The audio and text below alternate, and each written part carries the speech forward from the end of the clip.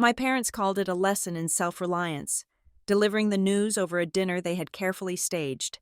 They wouldn't pay a cent toward my tuition, claiming the struggle would make me grateful. For 9 years, I believed them. I scraped through on late shifts and cheap coffee, wearing my exhaustion like a badge of honor. But looking back now, I realized that wasn't parenting. It was accounting, and I was just the line item they needed to erase.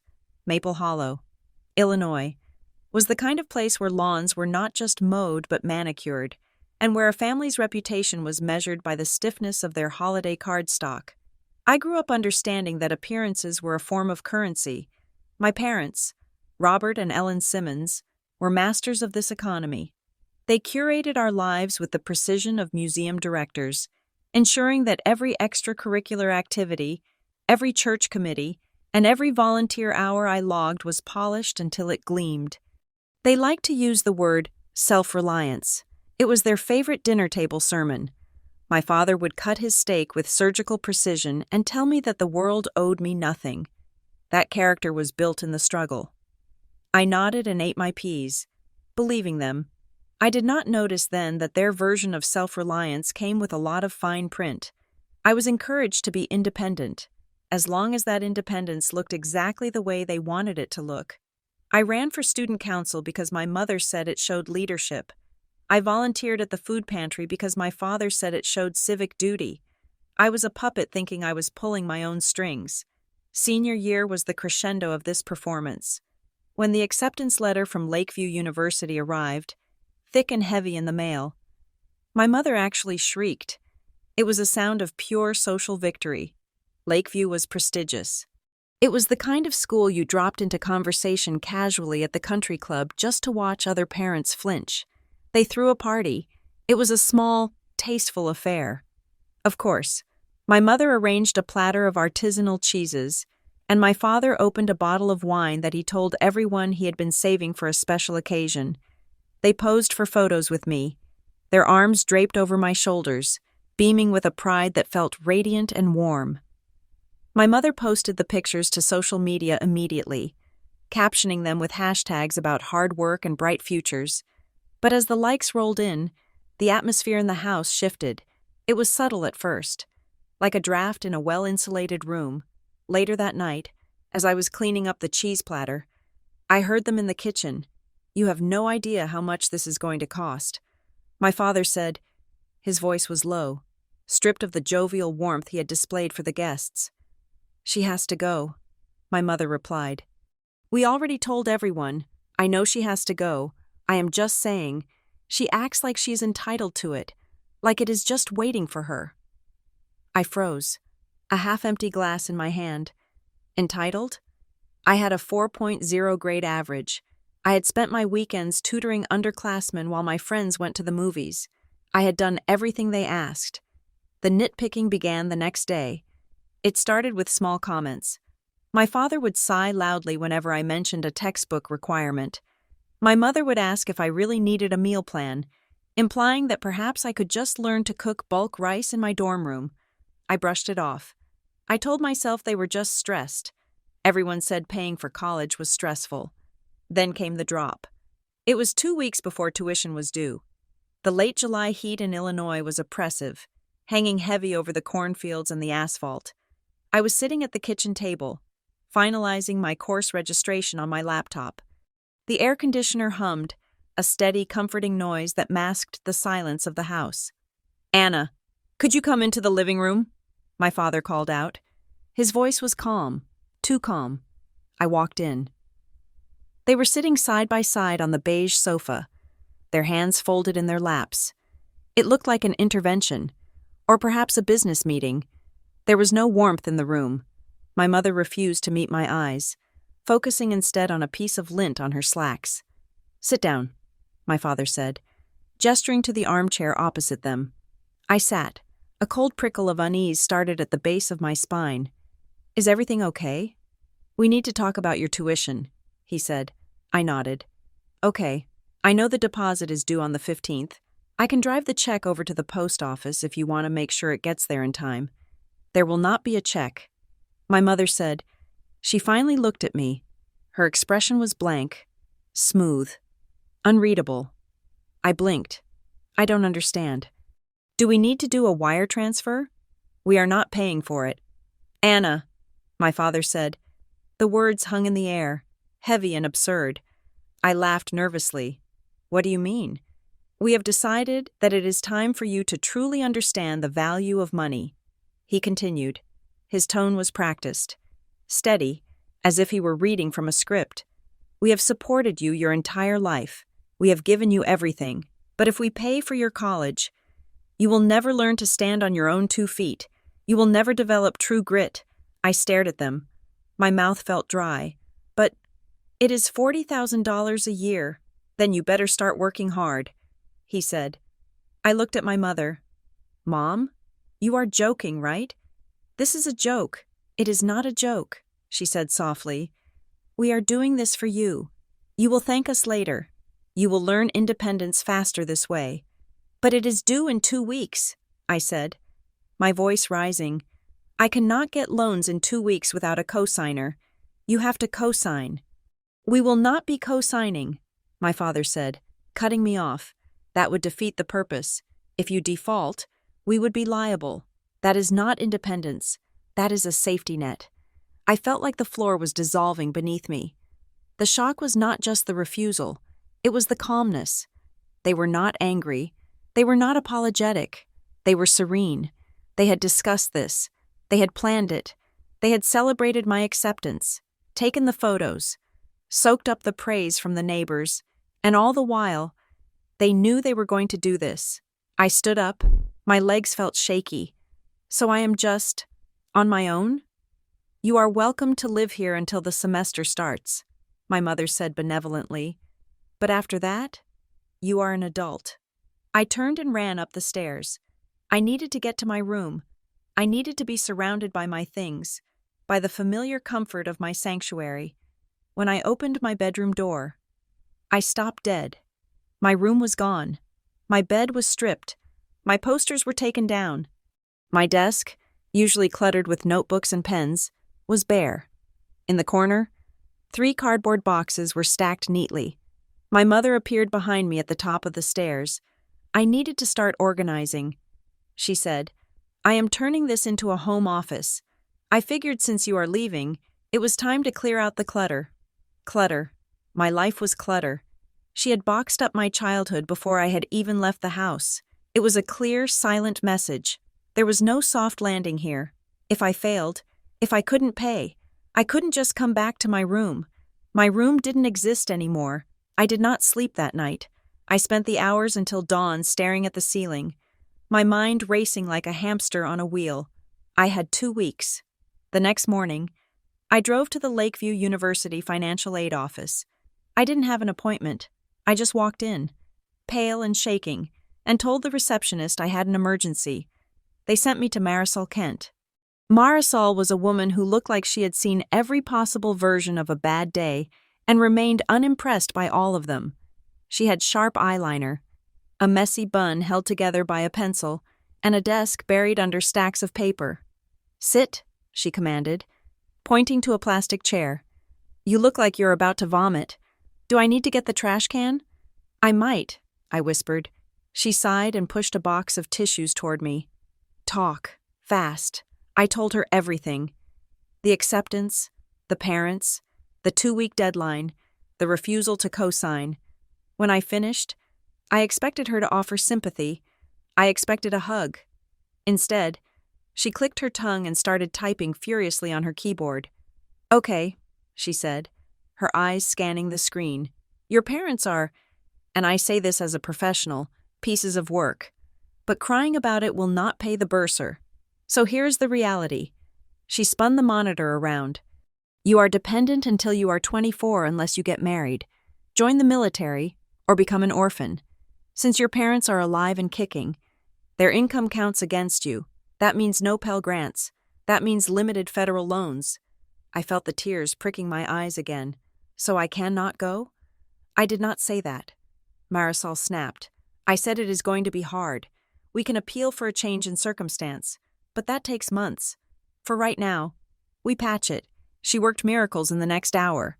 She found a partial academic scholarship that had been returned by another student. She signed me up for the maximum work-study allowance.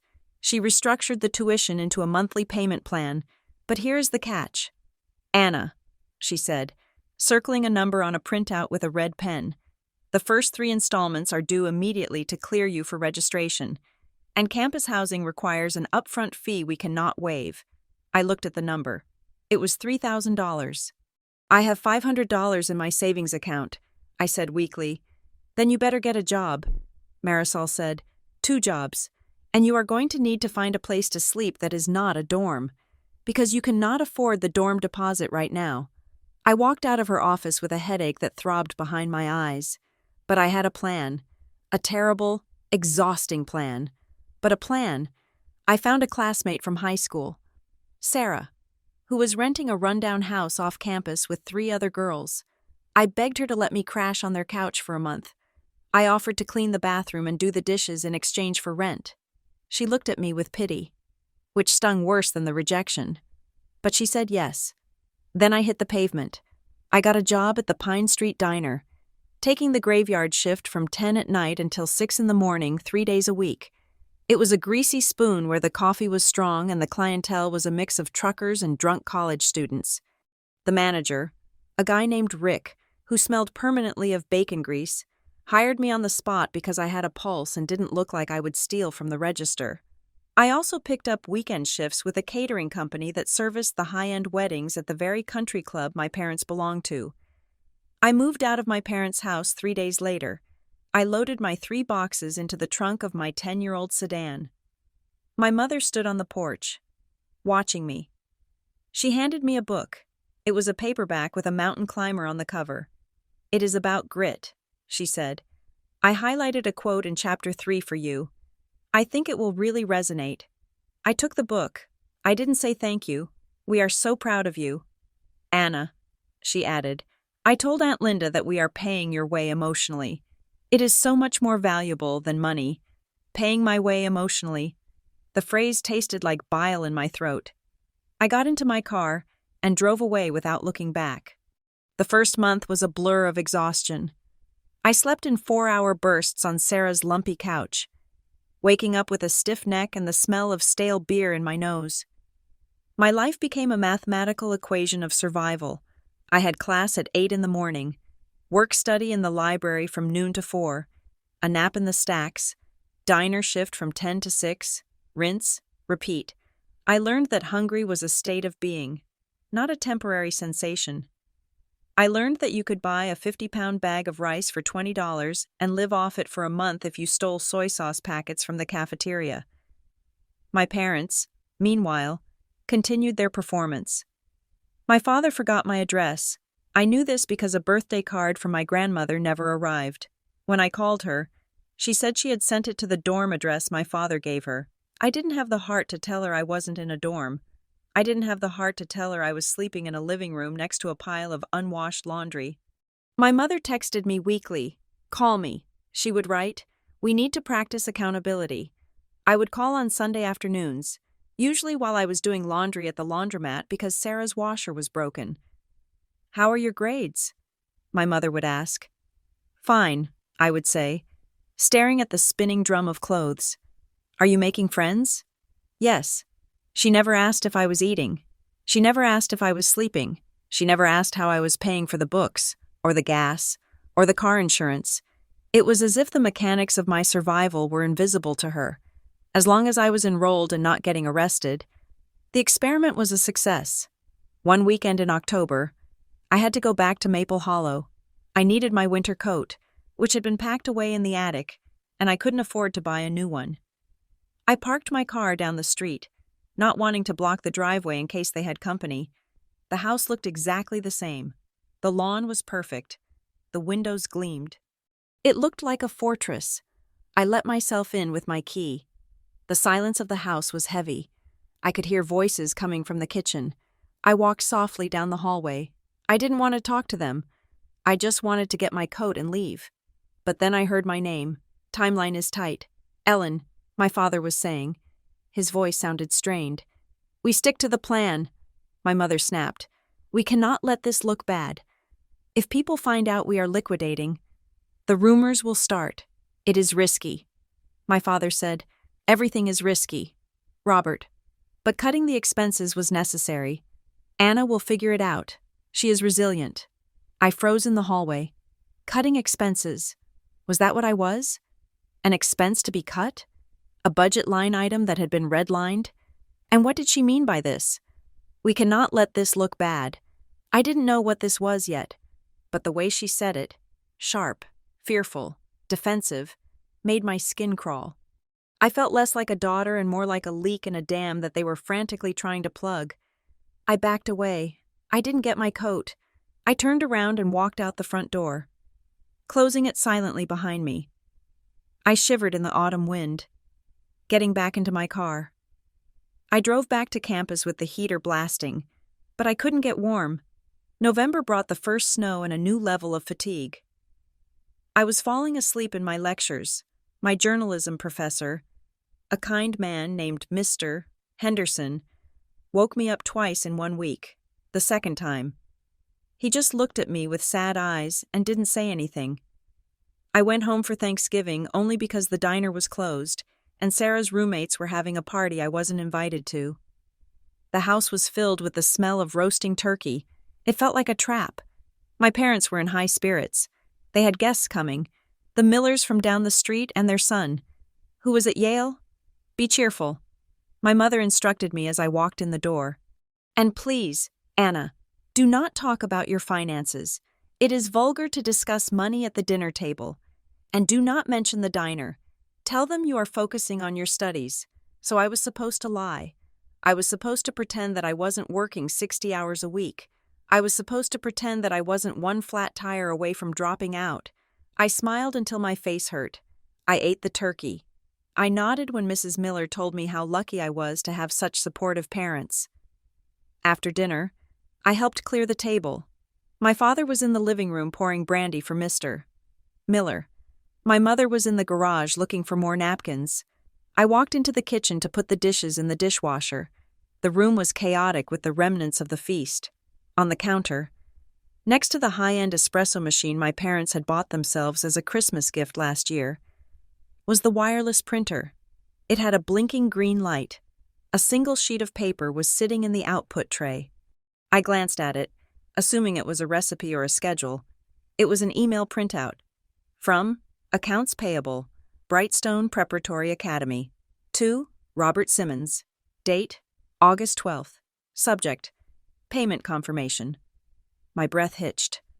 August 12th. That was 2 weeks after they told me they wouldn't pay my tuition. That was the exact week I was sleeping on Sarah's couch and eating rice. I picked up the paper. Dear Mr. Simmons, thank you for your generous payment of $12,000. This clears the fall semester balance for... The name was cut off by a coffee stain on the paper, or maybe the printer had jammed, but the school name was clear. Brightstone Preparatory Academy. I stared at the paper. Brightstone was an elite private boarding school 2 towns over. I had never attended Brightstone. I went to the public high school in Maple Hollow. My brother, Caleb, went to the public high school. Who was going to Brightstone? And why did my parents have $12,000 to drop on a stranger's tuition the same month they told me that paying for my college would ruin my character? I heard footsteps approaching the kitchen, my mother's heels clicking on the hardwood. I folded the paper quickly and shoved it into the back pocket of my jeans. My heart was hammering against my ribs like a trapped bird. Anna? My mother called out. Did you find the dishwasher pods? Right here. Mom, I said. My voice sounded strange to my own ears, thin and brittle. She walked in, smiling that perfect, curated smile. Good. Make sure you rinse the plates first. We do not want to clog the drain. I looked at her, really looked at her. I saw the expensive pearls around her neck. I saw the calmness in her eyes. And for the first time, I didn't just see a strict parent. I saw a liar. I turned back to the sink, the water running over my hands, hot and scalding. I didn't feel the heat. All I could feel was the sharp edge of the paper in my pocket, burning against my skin. They hadn't refused to pay because they didn't have the money. They had the money. They just hadn't spent it on me. Why? The question swirled in the drain with the dirty water. Why? I didn't have the answer yet, but as I scrubbed the gravy off the fine china, I made a vow to myself.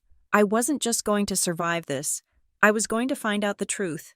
And when I did, the price of their lesson in independence was going to go up, way up. I finished the dishes, dried my hands, and walked out of the kitchen.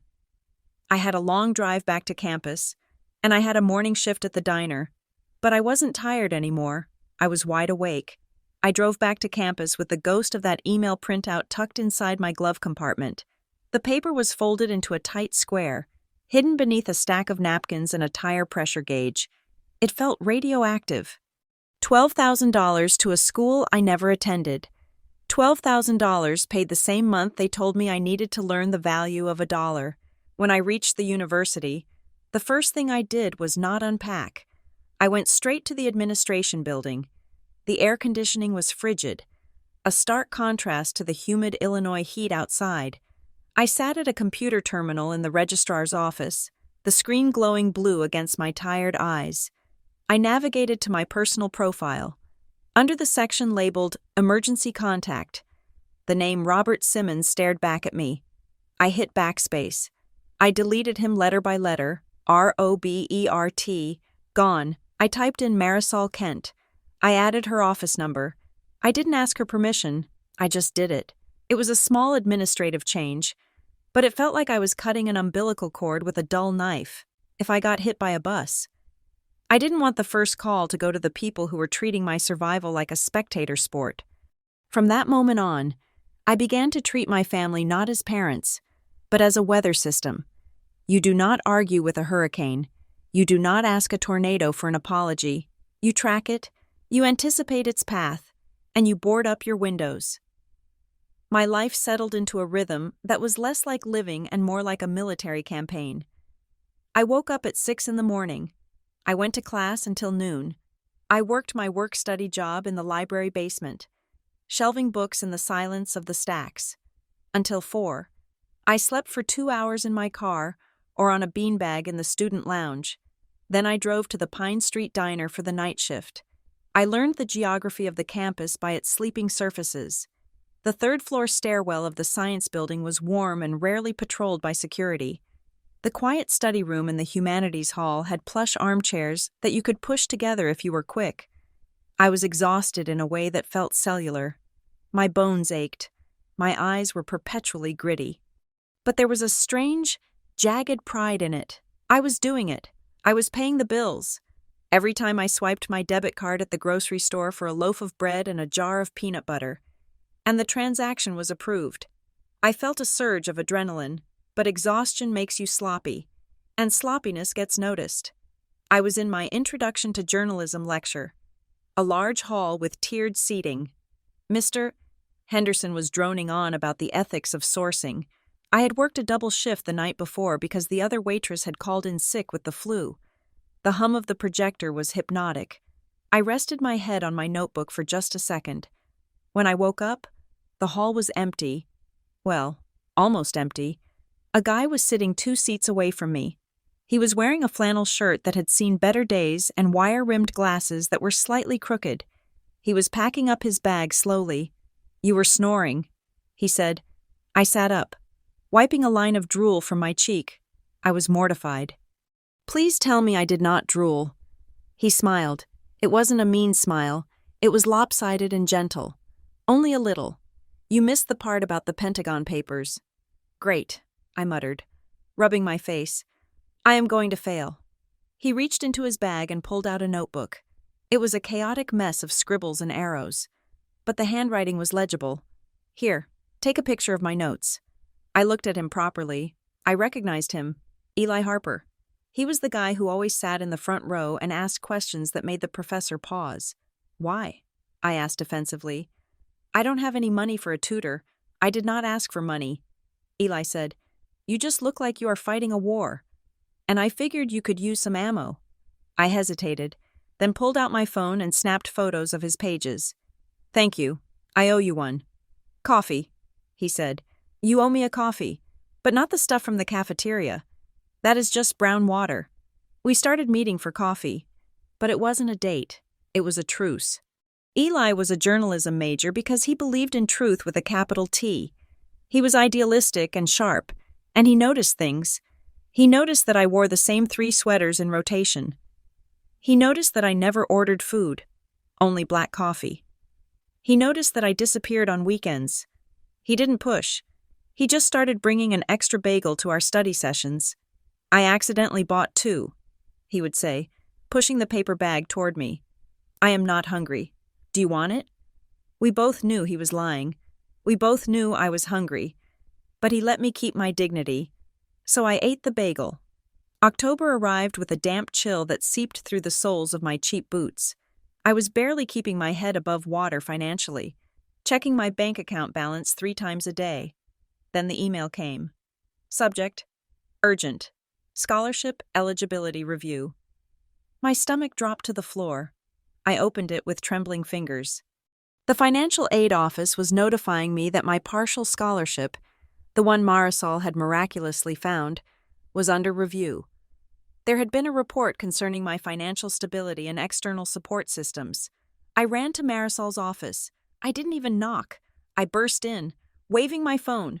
"What is this?" I demanded. My voice cracked. Marisol looked up from her desk. She looked tired. She took the phone from my hand and read the email. She sighed. A long, heavy sound. "Sit down." "Anna." I sat. "Who reported me? Who cares about my stability?" She hesitated. "We received a call, an inquiry. The person wouldn't leave a name, but they identified themselves as a concerned party from your hometown. They suggested that your financial situation was volatile. They implied that you might not be able to complete the semester and that the scholarship funds might be better allocated to a student with a more secure path to graduation." I felt the blood drain from my face. Volatile. That was my father's word. He used it to describe the stock market. He used it to describe my moods when I was a teenager. It was them. I whispered. Marisol leaned forward. "We cannot prove that. And legally, I have to investigate any claims that might affect eligibility. But Anna, listen to me. I am going to stall. I am going to bury this in paperwork until you finish your finals. But you need to know that someone is rattling the cage." "Why would they do that?" I asked, my voice small. "They cut me off. They wanted me to be independent. Why would they try to sabotage the money I found on my own?" Marisol looked at me with a sadness that terrified me. "Because, honey, some people do not want you to succeed. They want you to come back crawling. Independence is only cute to them if they gave you permission to have it." I walked out of her office feeling sick. They were tracking me. They weren't just watching me fail. They were trying to ensure it. 2 days later, my phone buzzed. It was a text from my mother. "Thought you would want to see this? We are so proud to support your school." Attached was a photo. It was a screenshot of a digital pledge card. It showed a donation of $5,000 to the Lakeview University Athletics Renovation Fund. The donor name was listed as the Simmons family. I stared at the screen. I was sitting on a crate in the back alley behind the diner, taking my 15-minute break. I was eating a cold grilled cheese sandwich that the cook had burned and was going to throw away. $5,000. They wouldn't co-sign a loan. They wouldn't help me buy textbooks. But they would send $5,000 to renovate a stadium I would never sit in, just so their name could be on a list. I didn't reply. I couldn't. I just turned off my phone and went back to scraping leftovers off plates. November brought the Thanksgiving negotiation. My mother called me on a Tuesday night. "We expect you home for Thanksgiving. Anna," she said, "Aunt Linda is coming, and she specifically asked to see you." "I have work," I said. I was lying. The diner was closed on Thanksgiving. "You can get time off," she insisted. "We are a family. Families are together on holidays. But Anna, we need to have an agreement." "An agreement?" "Your father and I do not want any scenes. We do not want you bringing up your financial struggles. It makes people uncomfortable. And please do not mention that diner. Tell everyone you are focusing on your studies and that you are doing well." "You want me to lie?" I said, "We want you to be cheerful." She corrected, We want a nice holiday. Is that too much to ask? I looked at my apartment. It was a drafty room in a basement now. A step up from the couch, but barely. I was lonely. I missed the smell of home cooking. I missed the illusion of safety. Okay, I said. I will come. I went home. I played the part. I wore a sweater I had found at a thrift store that looked like something J. Crew would sell. I smiled. I passed the cranberry sauce. My brother, Caleb, was there. He was a sophomore at the state college nearby. Caleb was sweet, a golden retriever of a boy who moved through the world with an ease I envied. He didn't know about the war. He thought I was just busy. After dinner, we were sitting on the porch, watching the sunset. Man, I am so glad to be out of the dorms, Caleb said, stretching his legs. The apartment is way better. That is great, I said. How are you paying for it? Rent is crazy right now. Oh, Mom and Dad helped with the deposit, he said casually. He took a sip of his cider. They said they wanted me to focus on my engineering classes and not worry about working too much. They said engineering is a really hard major, so I need the brain space. I froze. My glass of cider stopped halfway to my mouth. They paid your deposit? I asked. My voice was very quiet. Yeah. And the first 2 months, just until I get my internship sorted. Why? Nothing. I said, that is really great. Caleb. I looked at him. He wasn't cruel. He wasn't rubbing it in. He genuinely didn't know. He assumed the same safety net existed for me. He didn't know that my net had been cut, while his was being reinforced. I felt a crack in my chest. It wasn't jealousy of Caleb. It was the confirmation of my own worthlessness in their eyes. Engineering was hard, so he needed help. My struggle was a character-building exercise. His struggle was a distraction to be removed. I left the next morning before breakfast. I told them I had a study group. I drove back to campus crying so hard I had to pull over on the shoulder of the highway. Then came finals week. The pressure was a physical weight. I had 3 papers due and 4 exams. I was surviving on caffeine pills and fear. I was driving to my history exam. It was snowing, a wet, heavy slush that coated the windshield. My car, the faithful, rusting sedan that was my lifeline to my jobs, started to shudder. The check engine light flashed, then the oil light. Then, with a sound like a dying animal, the engine seized. I coasted to the side of the road. The silence in the car was deafening. I turned the key.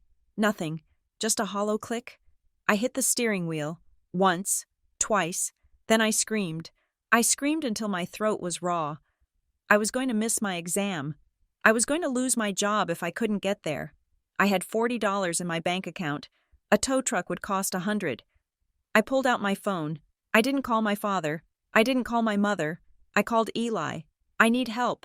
I choked out. Where are you? He asked immediately. I told him, sit tight. I am coming. He arrived 20 minutes later in his beat-up Honda. He didn't ask questions. He loaded my backpack into his car and drove me to my exam. I made it with 2 minutes to spare. When I came out, shaking from the adrenaline and the test, Eli was waiting. We are going to see my Aunt Renee, he said. Renee Harper owned Harper Lane Auto. She was a woman with grease under her fingernails and a laugh that sounded like a smoker's cough. Though she didn't smoke, her shop was chaotic and warm, smelling of oil and coffee. Eli told me you are in a tight spot, she said, looking at my car, which they had towed to her lot. She popped the hood. She poked around for a few minutes, wiping her hands on a rag. Alternator is shot, she said, and your timing belt is hanging on by a thread. I closed my eyes. How much? Market price? About $600, she said. I nodded slowly. Okay, I cannot pay that. You can just scrap it. Don't be stupid, she said gruffly. You need the car for work, right? Yes. Then we fix it. You pay me $50 a week. No interest. If you miss a week, you come here and sweep the shop floors for 2 hours. Deal? I looked at her. She was a stranger. She owed me nothing, yet she was offering me a lifeline that my own parents had refused. Why? I asked. She looked at Eli, then back at me, because I know what it looks like when a kid is trying to swim upstream, and because Eli likes you, and he has good taste. I paid her $50 a week. I never missed a payment. Sometimes I swept the floors anyway, just because I wanted to be around someone who looked at me with respect instead of calculation. But the car was a warning. I was living on the edge of a cliff. One more slip, a medical bill, a rent hike, a broken laptop, and I would fall. I couldn't afford to be a dreamer anymore. I had entered college wanting to be a historian. I wanted to study narratives, to understand how the past shaped the present. But history didn't pay. Not immediately, not reliably. I made an appointment with my academic advisor. I sat in the chair, looking at the course catalog. I need to change my major, I said. The advisor looked surprised. But Anna, you are doing so well in your history courses. Professor Miller says you are one of the best writers he has seen. I need a job, I said flatly. I need a job that pays the moment I graduate. I need stability. What is the track with the highest placement rate and the lowest risk? She flipped through a binder. Well, the business school has a program in compliance and risk analysis. It is very dry. Lot of regulations. Data assessment. But the starting salaries are high, and healthcare systems are always hiring. Sign me up. I said, Are you sure? It is a big shift. It is not very creative. I don't need to be creative, I said. I need to be safe. I signed the papers. I walked out of the office feeling lighter and heavier at the same time. I had just killed a part of myself. I had buried the girl who loved stories and replaced her with a woman who analyzed risk. It was a funeral held in a fluorescent-lit hallway. The semester ended. I survived. I kept my jobs. I kept my apartment. I kept my secrets. I didn't go home for Christmas. I told them I had to work, which was true. But I could have swapped shifts. I just couldn't face them. I couldn't sit under their tree and pretend to be grateful for the socks they would give me while I knew about the $12,000 and the $5,000 donation. A week before Christmas, a card arrived in my mailbox. It was heavy stock, cream-colored with gold foil lettering. The Simmons family. I opened it. There was a photo. It was taken at the lake house they had just bought. Another purchase they had mentioned casually. My parents were standing on the dock, wearing matching white sweaters. Caleb was there, smiling his easy smile. There was a gap between my mother and Caleb, a space where a person could have stood, but I wasn't there. I turned the card over. The printed caption read, "Wishing you a season of blessings. We are so proud of our independent kids and the journeys they are on. Independent kids." They had erased me from the picture, but they had claimed my struggle as their brand. They were using my absence to prove their parenting philosophy. "Look at us," the card said. "We raised them to be so strong they don't even need to be in the photo." I pinned the card to the wall of my basement apartment, right above my desk where I studied risk analysis. I stared at it. They were rewriting the narrative in real time. They were the heroes of a story where I was just a character building character. But I was learning how to analyze risk now. I was learning how to spot liabilities. And looking at that perfect, glossy photo, I realized something. They had a lot more to lose than I did. And one day, I was going to be the one holding the pen. 9 years is a long time. It is long enough for a human body to replace almost every cell it contains. It is long enough to pay off $38,000 in student loans if you live like a monk and work like a draft horse. And it is long enough to turn a terrified, broke 18-year-old girl into a woman who scares people. Just a little bit. I worked at Northbridge Health Systems now. My title was Senior Compliance Analyst. It sounded boring, which was exactly why I liked it. Boring meant safe. Boring meant steady. In reality, my job was to act as a human metal detector. I scanned contracts, operational protocols, and vendor agreements, looking for the fractures. I looked for the vague clauses that could lead to a lawsuit, the rounding errors that hid embezzlement, the silence between the lines where the truth was usually buried. I was good at it. I was good at it because I had been trained by masters. My parents had taught me that what is said is rarely as important as what is omitted. They had taught me that love can be a conditional clause, and that security is an illusion that can be revoked with 2 weeks' notice.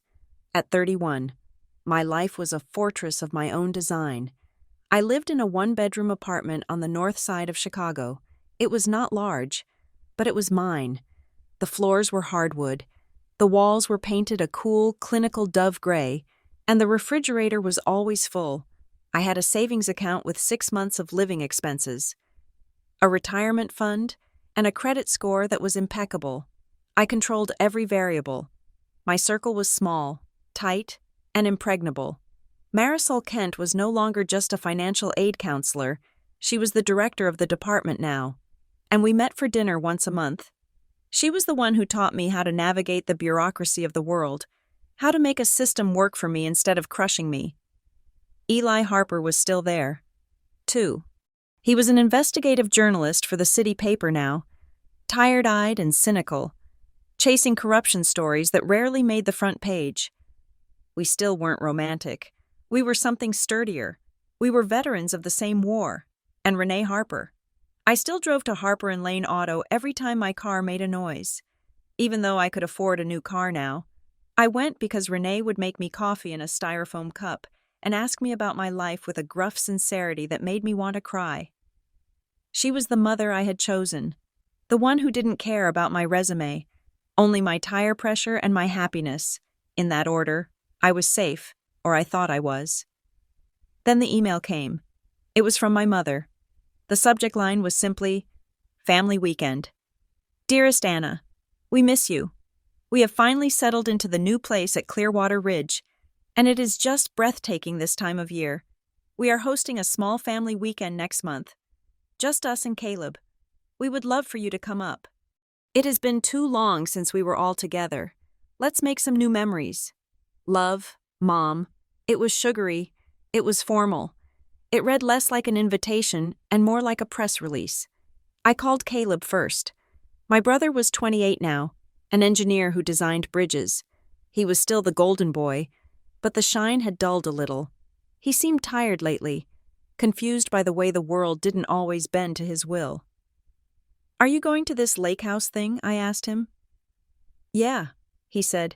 He sounded relieved to hear my voice. I think we have to. Mom is pretty high-strung about it. She keeps saying it is a celebration of Dad's retirement. Retirement? I asked. He is only 58. Caleb hesitated. Yeah, well, he left the bank last month. Mutual agreement. Apparently. He said he wanted to focus on his golf game and the charitable work. But it was kind of sudden. One day he was senior VP. The next day he was packing up his office. My internal alarm bells started ringing. In my line of work, mutual agreement was usually corporate code for we caught you doing something we do not want to sue you for. So just go away. Halloway Civic Bank was an institution. Men like my father didn't leave roles like that unless they were pushed or unless the building was on fire. I went. I told myself it was curiosity. I told myself I wanted to see Caleb, but deep down, I knew I was going because I needed to inspect the weather system. I needed to know if the storm was tracking toward me again. Clearwater Ridge, Michigan, was 3 hours away. It was a playground for the wealthy. A place where cottages were actually 5,000-square-foot mansions made of cedar and stone. My parents' house was a sprawling glass and timber structure perched on a bluff overlooking the water. It was aggressive in its luxury. It shouted money. I pulled my car into the paved driveway. My father was already standing on the porch, wearing a cashmere sweater and a smile that didn't reach his eyes. Anna, he boomed, look at you. The city life suits you. He hugged me. He smelled of expensive cologne and scotch. His grip was tight, almost desperate. Hello, Dad. I said, the house is impressive. It is a legacy property, he said, gesturing vaguely at the expertly landscaped grounds, something to pass down, a fresh start for the family. My mother appeared in the doorway. She looked thinner than I remembered. Her hair was lighter, a brittle blonde that looked harsh against her pale skin. You made it, she said. She kissed my cheek. Her lips were cold. We were so worried you would be too busy. We know how important your job is. She said important with a strange inflection. as if my career were a quaint hobby I had taken up. The weekend was a performance art piece. We ate dinner on the deck, watching the sunset over the lake. We drank wine that cost more than my weekly grocery budget. We talked about Caleb's bridge projects. We talked about the weather. We talked about everything except the last 9 years. No one mentioned the tuition. No one mentioned the diner. No one mentioned the years I spent sleeping 4 hours a night. It was as if that timeline had been pruned from the family tree, but the cracks were there. I noticed that my mother jumped every time the landline rang. I noticed that my father drank 3 glasses of scotch before dinner and 2 more during. I noticed that they kept glancing at each other, a silent telegraphy of anxiety. On Saturday afternoon, I went for a walk along the private road that linked the lake houses. I needed air. The atmosphere inside the house was suffocating, thick with unspoken things. A woman was walking a golden retriever coming the other way. She was older, dressed in tennis whites, with the kind of tan that comes from spending winters in Florida. "You must be the daughter," she said, stopping. She had a friendly, inquisitive face. "You look just like Ellen." I forced a smile. "Yes, I am Anna. I am Joyce. We live 2 doors down. We are just so thrilled to have your parents here full-time. They are such a lovely addition to the community." "Thank you," I said. "They seem to like it." Joyce lowered her voice, leaning in slightly as if conspiring. "And honestly, it is good for them to get away from the city, isn't it? After everything they have been through with that foundation mess, it must have been so draining." I froze. My compliance analyst brain snapped into focus. "The foundation mess?" I asked, keeping my voice light, casual. "Oh, you know." Joyce waved her hand dismissively. "The stress of it, managing all those assets, the restructuring. Your father is a saint for dealing with it. Most men would have just walked away. But he is so committed to the cause." She smiled again, tugged on the dog's leash, and walked on. I stood in the middle of the road, my heart hammering a frantic rhythm against my ribs. What foundation? My parents didn't have a foundation. They were upper-middle-class suburbanites. My father was a banker. My mother was a socialite volunteer. They didn't manage assets. They managed appearances. I walked back to the house. I felt cold, despite the sun. When I got back, the house was quiet. Caleb was down at the dock, fishing. My mother was in the kitchen. My father was nowhere to be seen. I walked past the study. The door was ajar. I stopped. Old habits die hard. I had spent my entire adult life looking for the things people left unlocked. I pushed the door open. The room was dark, smelling of leather and lemon polish. My father's desk was a massive mahogany slab. I stepped inside. I didn't turn on the light. The top drawer of the desk was slightly open, just an inch. It was the kind of carelessness my father would never have tolerated in me. But he was drinking scotch at noon now, so perhaps his standards were slipping. I pulled the drawer open. It was messy. That was the first shock. My father was a man who color-coded his socks, but this drawer was a jumble of papers, receipts, and envelopes. I rifled through them quickly, my ears straining for the sound of footsteps in the hall. I found a stack of letterhead. Thick, cream-colored paper, the Briarwell Family Foundation, and below that, another stack. Halloway Civic Bank, Executive Office. I picked up a letter from the foundation stack. It was dated 3 years ago. It was a transfer authorization, moving a significant sum of money, $200,000, from the foundation to an account listed as consulting services. I frowned. Briarwell. The name sounded familiar, but I couldn't place it. Then I saw the other logo, Brightstone Preparatory Academy. The memory hit me like a physical blow. The email printout from 9 years ago, the $12,000 tuition payment. I shuffled the papers. I found a ledger, handwritten in my father's distinct, spiky script. It was a list of names and numbers.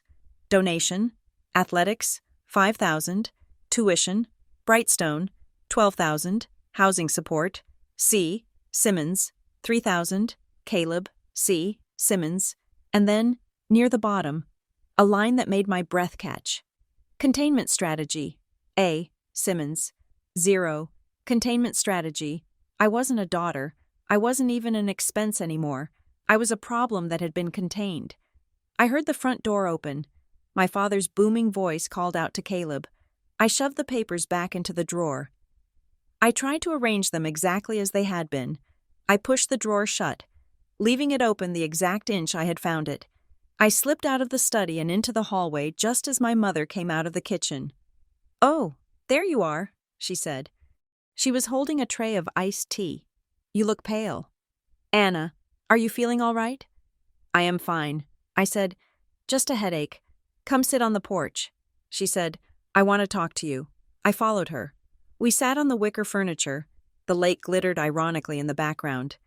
Beautiful and indifferent. "Anna," she started, pouring me a glass of tea. "We have been talking. Your father and I." I waited. I gripped the cold glass so hard my knuckles turned white. "We know we have not been as close as we could be these last few years," she said. "And we know that your start in adulthood was abrupt. Abrupt. That was one word for it. We want to fix that." She continued, "We are so proud of what you have built. You are so independent. But we hate to think of you in that little apartment in the city. You work so hard. You deserve something better." She reached into her pocket and pulled out a brochure. It was for a luxury condominium development in downtown Chicago, the Spire. "We want to help you buy a place here," she said. "A real home. We would put down the down payment, 50%. The mortgage would be practically nothing." I looked at the brochure. The building was glass and steel. It was beautiful. It was expensive. "What is the catch?" I asked. My mother looked hurt.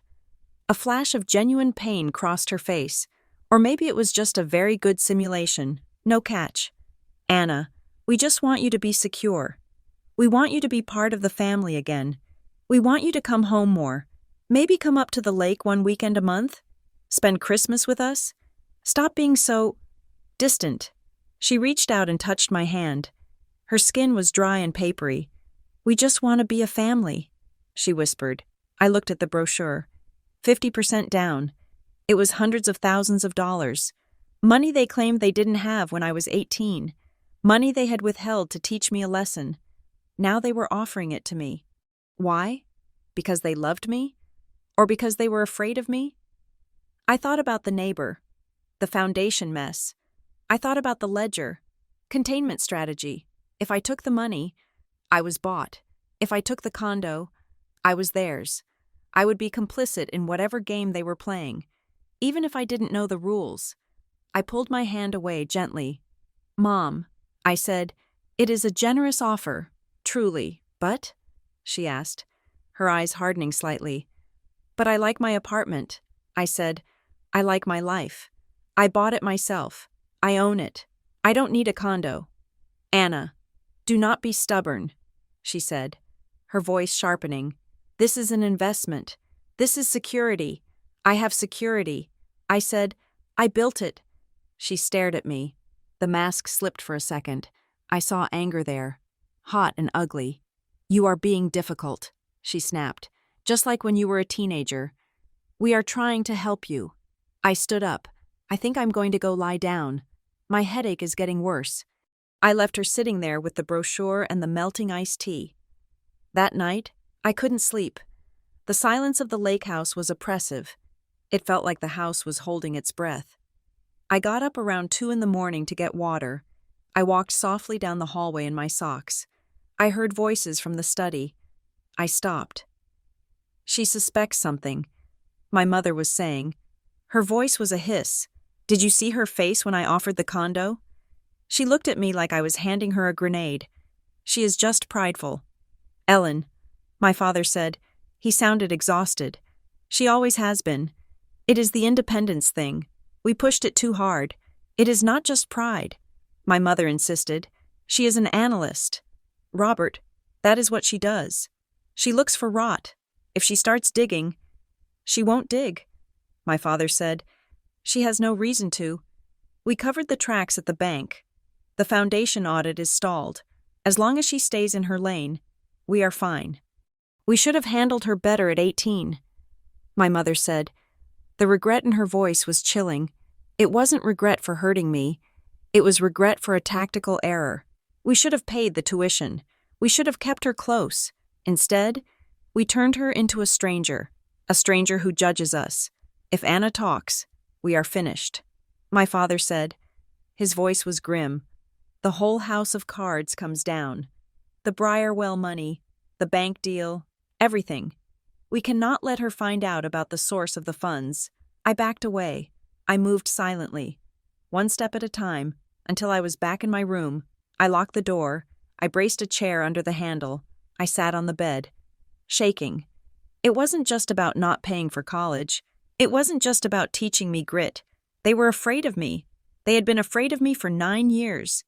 They had cut me off not to build my character, but to distance me from their crimes, or maybe to hide the money they were stealing, the source of the funds.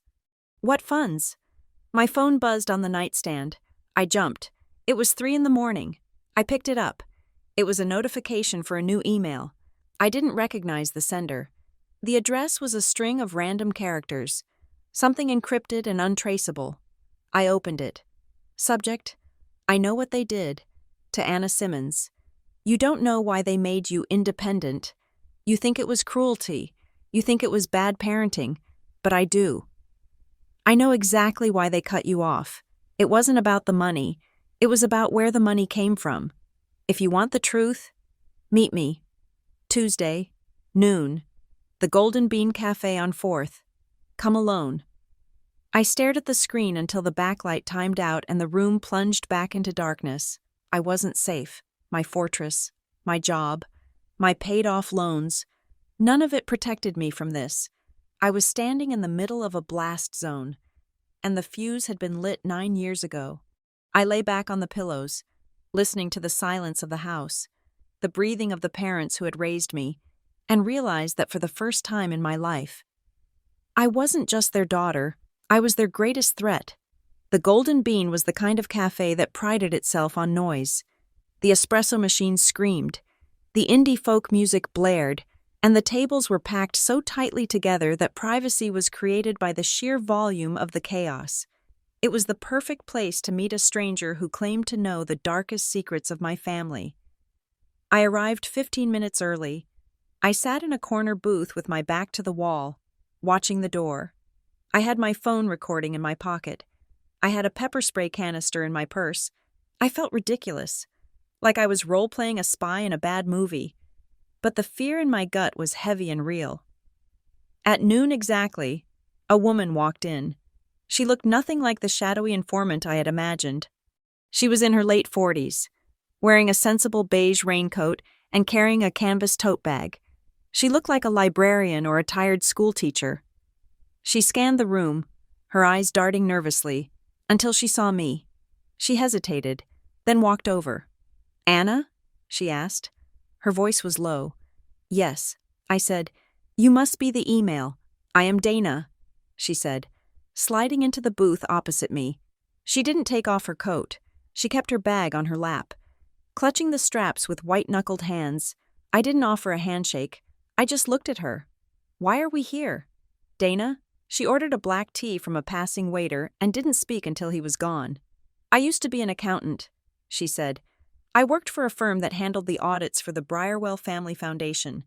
I was the lead associate on their account for 6 years. The name again, Briarwell. "And?" I prompted.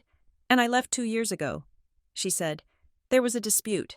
I flagged some transactions that didn't look right. They told me I was being overzealous. They told me I didn't understand the nuance of high-level philanthropy. Eventually, they offered me a settlement to resign and sign a non-disclosure agreement. So you are breaking that agreement right now," I said. Dana smiled, a thin, humorless expression. "Technically, yes, but I'm not giving you documents. I am just telling you a story, and I think you need to hear it." I waited. The noise of the cafe faded into a dull roar in the background. "The Briarwell Foundation is a mess," Dana said. "It was set up to look like a charitable vehicle for community development. Parks, scholarships, arts grants. But for the last decade, it has been used as a piggy bank for the people running it. Restricted funds were being moved around to cover private bad debts. Grants were being promised to organizations and then delayed or canceled because the liquidity wasn't there. It is a Ponzi scheme with a halo. What does this have to do with my parents? I asked. My father was a banker, not a foundation manager. Your father was the treasurer of the board, Dana said. The air left my lungs. Treasurer. The man who held the keys to the vault. He wasn't the mastermind. Dana continued quickly. Seeing my expression, that was Briarwell himself. But your father was the mechanic. He was the one moving the money between the foundation and Halloway Civic Bank to make the balances look right at the end of the month. He was the one stopping the leaks. I stared at her. My father, the man who lectured me on fiscal responsibility, was cooking books? But that is not why I contacted you, Dana said. She leaned in closer. Her eyes were intense, filled with a mixture of pity and anger. I was reviewing the fiscal records from 9 years ago. She said, just before I left, I was trying to trace the origin of the liquidity crisis. There was a massive shortfall in the summer of that year. The foundation had overextended on a real estate deal that went bad, and they needed cash fast to pass a state audit. 9 years ago, the summer before my freshman year, your father was scrambling, Dana said. I saw the emails. I saw the meeting minutes. They were desperate to cut personal expenses to free up capital to loan back to the foundation to plug the hole. They needed every liquid asset they could find.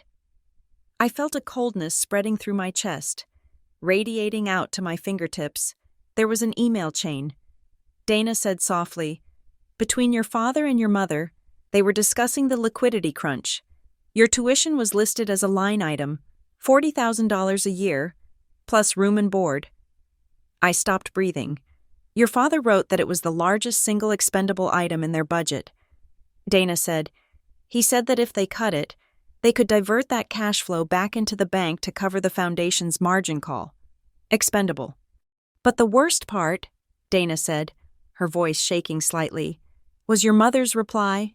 She didn't argue. She suggested a narrative. She wrote, we can frame it as a lesson. If we tell her it is about independence, we can make it look like a parenting decision instead of a financial necessity. It is cleaner that way. The room spun. I gripped the edge of the table to keep from falling off the bench. It wasn't a lesson. It wasn't about grit. It wasn't about my character. It wasn't about teaching me to be strong. It was a marketing strategy. They had stolen my future, my safety, and my peace of mind because they had made a bad investment and needed to balance the books. And then they had dressed it up in moral superiority so they wouldn't have to admit they were broke. All those nights I spent sleeping in my car, all those shifts at the diner, all the shame I felt for not being independent enough, it was all a lie. I was just collateral damage in a cover-up. I felt like I was going to vomit. Why are you telling me this? I whispered. My voice sounded thick and wet. Because they destroyed my career, Dana said, and because I have a daughter. And if I ever did to her what they did to you, I would hope someone would have the decency to tell her the truth. She stood up. She reached into her bag and pulled out a slip of paper. This is the name of the state investigator who is looking into the foundation now.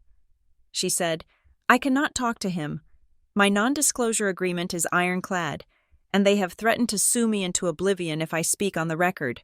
But you? You don't have a non-disclosure agreement. You just have a story. She slid the paper across the table. Be careful. Anna, these people are not just your parents.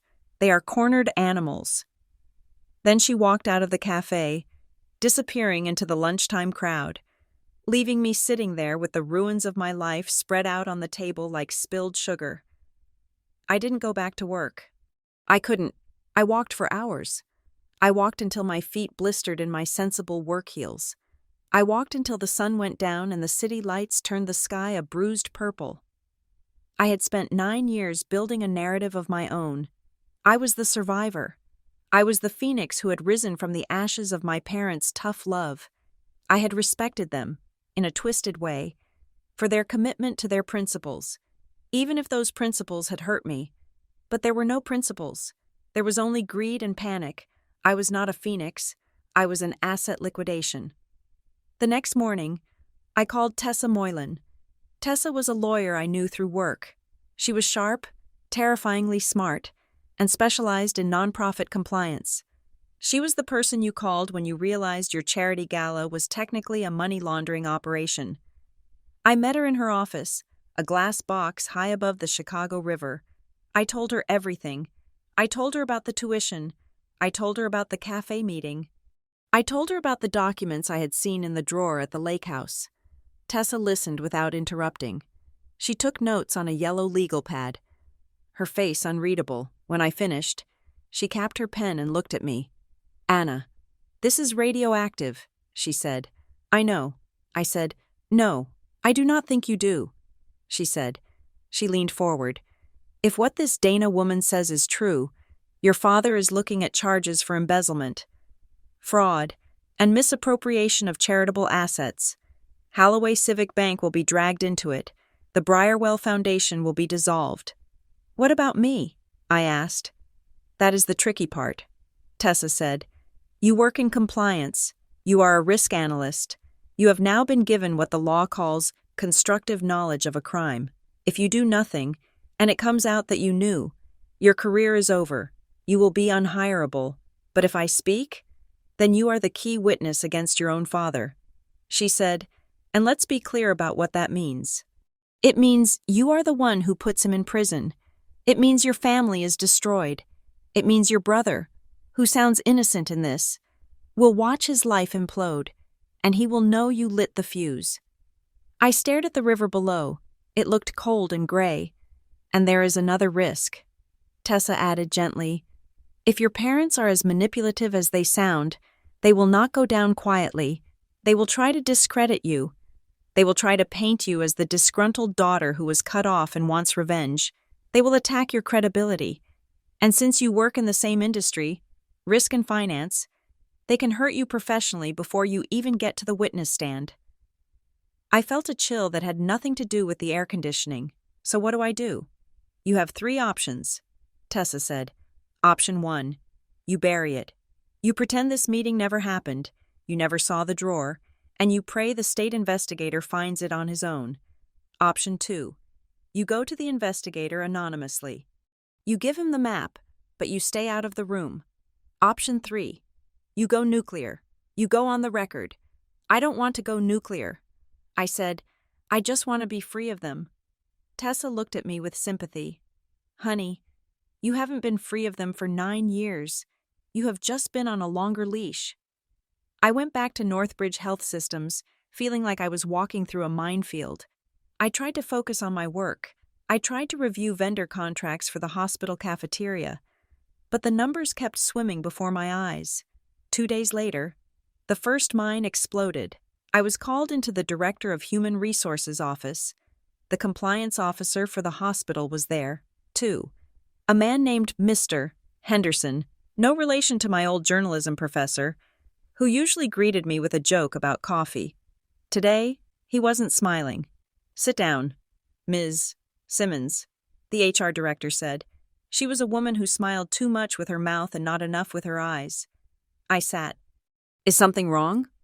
"We received an anonymous complaint this morning." "Mr. Henderson said. He pushed a piece of paper across the desk. It was a printed email from a burner account. "To Northbridge Ethics Hotline. Subject, Conflict of Interest. Anna Simmons. It has come to my attention that your senior analyst, Anna Simmons, has undisclosed financial ties to Holloway Civic Bank and the Briarwell Family Foundation, both of which are currently under investigation for fraud. Ms. Simmons has failed to disclose that her father is a key executive at these institutions. Given her role in risk analysis, this familial connection represents a significant conflict of interest and a potential liability for Northbridge." I stared at the paper. The words swam. "I have no ties to them," I said, looking up. My voice was steady, but my hands were shaking in my lap. "I haven't taken a dime from my parents since I was 18. I have no financial interest in Holloway or Briarwell." "But your father is Robert Simmons?" Mr. Henderson asked. "Yes. And he is under investigation?" "I don't know." I lied. I pushed the words out through a tight throat. "I don't speak to him about his business." The HR director sighed. "Anna, we value your work, But you know the policy. Perception is reality in compliance. Until this investigation with your father is cleared up, or until we can verify that you have absolutely no exposure, we have to place you on administrative review. Review? I asked. You mean suspension? It is not disciplinary, she said quickly. You will be paid, but we need to restrict your access to sensitive financial data until this blows over. It is for your protection as much as ours. I walked out of the office carrying a box with my personal items.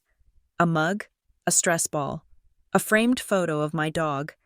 It felt eerily familiar, just like the boxes my mother had packed up in my bedroom 9 years ago. Someone had sent that complaint. Someone who knew the investigation was coming. Someone who wanted to make sure that if I tried to speak, I would look like a compromised witness. My parents, or their lawyers, they were preempting me. They were burning my credibility before I could even strike a match. I went home to my apartment. I sat on my floor, surrounded by the silence I had paid for with my sweat and tears. My phone rang. It was Caleb. "Anna?" he asked. His voice was tight. "Hey, Cal," I said, trying to sound normal. "What is going on?" he asked. "Mom is acting crazy. She is crying in the kitchen right now. She says people are telling lies about Dad, and Dad he is shredding things. I can hear the shredder going in the study. It has been running for 2 hours." I closed my eyes. Shredding things. "Caleb, listen to me." I said, "Do not sign anything." "What?" "If they ask you to sign anything, a trust document, a loan transfer, anything, do not sign it. Tell them you need to show it to a lawyer first." "Anna, you are scaring me. What is happening?" I took a deep breath. "I think there are things we weren't told. Caleb, I think the reason they helped you and not me wasn't about favoritism. It was about money laundering." Silence on the other end. Then, a small, terrified whisper. "What?" "Just be careful. Cal, please." I hung up. I couldn't tell him more. Not yet. Then the barrage started. My mother began texting me. It wasn't the formal, sugary tone from the invitation. It was frantic. "Anna, please call me. I just want to hear your voice. We love you so much. We only ever wanted the best for you. Remember that trip to Disney World when you were 7? You were so happy. We were so happy. Then, the shift, the weaponized guilt. After everything we have done for you. Anna, we gave you life. We raised you. Do not let strangers turn you against your family." Strangers. She meant the investigators. She knew. She knew the walls were closing in, and she was trying to pull me inside the fortress before they locked the gates. But I wasn't inside. I was outside, looking at the mortar, and I saw the cracks. I sat at my kitchen table with my laptop. I had been fired, or reviewed, but I still had my skills. I was an analyst. I knew how to follow a trail. I thought about the Brightstone Preparatory Academy payment, the $12,000. I pulled up the donor lists for Brightstone. They were public, buried in their annual reports online. I scanned the list of major donors from 9 years ago. I found a name. The Vance family. Mr.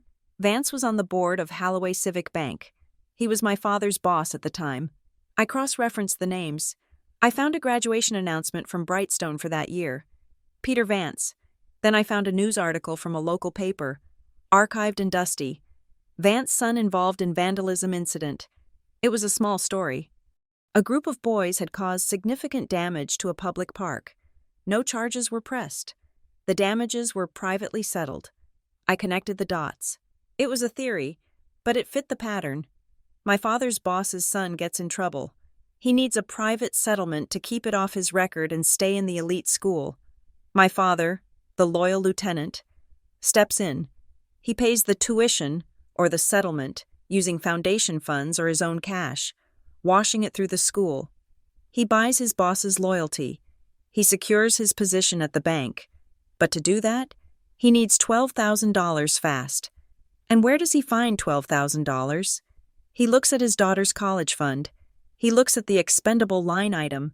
He steals my education to pay for his boss's son's mistake, and then he tells me it is for my own good. I slammed the laptop shut. The rage was a physical thing now, hot and blinding. It wasn't just accounting. It was a complete erasure of my worth in favor of his ambition. I stood up and paced the small apartment. I looked at the card on the wall. Proud of our independent kids, I ripped it down. I crumpled it in my fist until the sharp corners bit into my palm. The next morning, the mail arrived. There was a certified letter. It wasn't from my parents. It was from the State Attorney General's office. Subpoena to produce documents. I wasn't being charged. I was being summoned as a witness. They wanted to know about my knowledge of the Briarwell Family Foundation. But that wasn't the piece of paper that stopped my heart. Included in the packet was a copy of the foundational charter they were investigating, a public record listing the board members. I looked at the list of officers for the current year. President, Robert Simmons. Secretary, Ellen Simmons. Treasurer, Robert Simmons. And there, in the fine print at the bottom, a list of beneficiary advisors, Caleb Simmons. Anna Simmons. I stared at my name. I was listed as an advisor. I was listed as part of the foundation. They hadn't just stolen from me. They had used my name. They had put me on the roster, likely to justify expenses or travel or consulting fees that they had pocketed. I had been part of the fraud for years, and I hadn't even known it. If I didn't speak now, if I didn't walk into that investigator's office and burn the whole thing down, I would go to prison with them. I looked at the phone. I looked at the subpoena. My mother's voicemail from an hour ago was still blinking on my screen. Anna, please, we are a family. Families protect each other. I picked up the phone. I didn't call her. I called Tessa. I'm coming in. I said, and I am bringing everything. I wasn't independent because they taught me to be. I was independent because they had left me no other choice. And now, that independence was the only thing that was going to save me. The silence I had cultivated for 9 years, the fortress of solitude I had built out of late-night study sessions and early morning shifts, was breached not by a battering ram, but by a telephone. I was sitting at my desk at Northbridge Health Systems, technically under administrative review, but allowed to wrap up my non-sensitive projects. The phone rang. It wasn't an internal extension. "This is Anna," I said. "Ms. Simmons, this is David Clark from the Chicago Tribune." A voice said, "Fast, clipped, aggressive. We are running a piece on the investigation into Halloway Civic Bank and the Briarwell Foundation. We have sources alleging that family members were used to funnel charitable assets. Do you have a comment on your role as a listed advisor to the foundation?" I hung up. My hand was shaking so badly I knocked over my stapler. 10 minutes later, my cell phone rang. Then my email pinged. Then came the photo. It was on a local gossip blog first. Then it started circulating on social media. It was the photo from the invitation card, the one my parents had sent out. The one where I was absent, but someone had photoshopped me into it. They had taken a headshot from my LinkedIn profile. A professional, smiling photo, and clumsily pasted it next to my mother. The caption read, "The Simmons family, united in service." Sources say the daughter, a risk analyst, is helping her parents navigate the malicious allegations against their charitable work. It was propaganda. It was a lie designed to look like a defense. And because I was a risk analyst, I knew exactly what it achieved. It tied me to them. It made us a monolith. If they went down, I went down.